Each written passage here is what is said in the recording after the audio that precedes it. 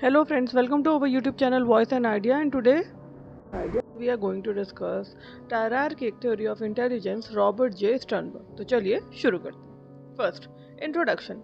Proposed by Robert J. Sternberg, an American psychologist. किसने propose किया? Robert J. Sternberg ने, जो कि एक American psychologist है. He criticized traditional theories of intelligence. उन्होंने क्या criticize किया है? Traditional theories को criticize किया है of intelligence. He stated that intelligence is the ability to adapt, shape and select environment. उन्होंने क्या state किया है? उन्होंने state किया है कि जो intelligence है is the ability to adapt, shape and select environment. वो एक ability है to adapt, shape and select environment.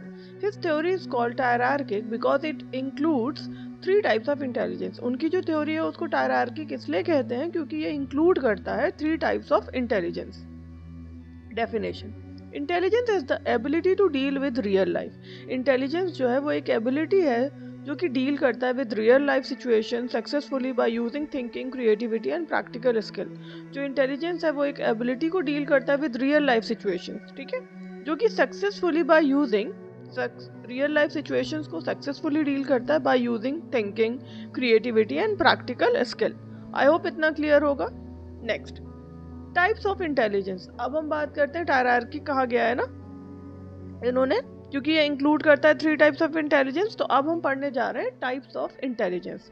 3 components. पहला क्या है? Analytical intelligence. एनालिटिकल इंटेलिजेंस क्या होता है? Ability to analyse, evaluate and solve problem. ये क्या है? एबिलिटी है जो एनालाइज करने की, इवैल्यूएट करने की एंड सॉल्व प्रॉब्लम्स.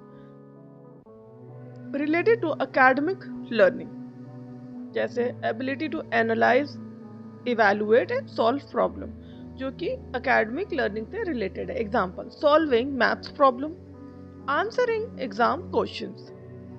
तो ये एनालिटिकल इंटेलिजेंस है. Second, creative intelligence. अब हम बात करते हैं क्रिएटिव इंटेलिजेंस की.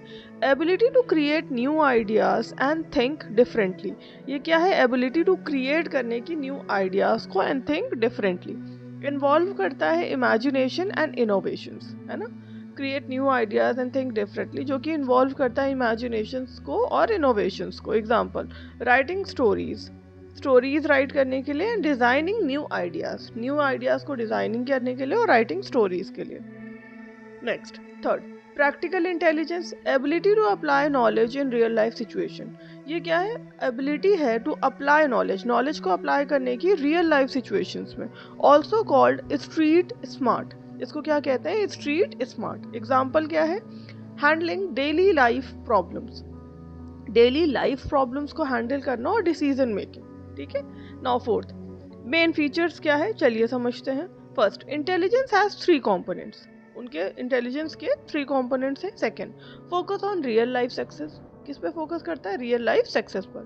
थर्ड, कंबाइंस करता है thinking, creativity and practical skills को.